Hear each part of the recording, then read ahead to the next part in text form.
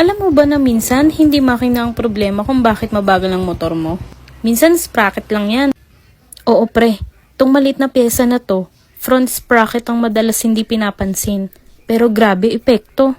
Kapag tama ang sukat at maayos ang quality ng sprocket mo, mas smooth ang hatak, mas tipid sa gas, at mas tahimik pa andar ng motor.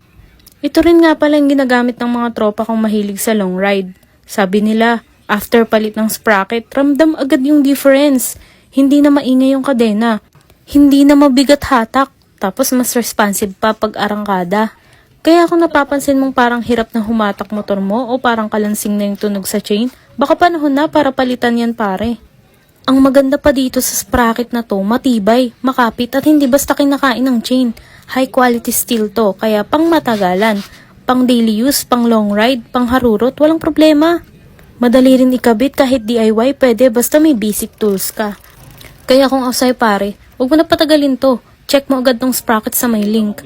Promise, once na kinabit mo to, ibang level yung hatak ng motor mo.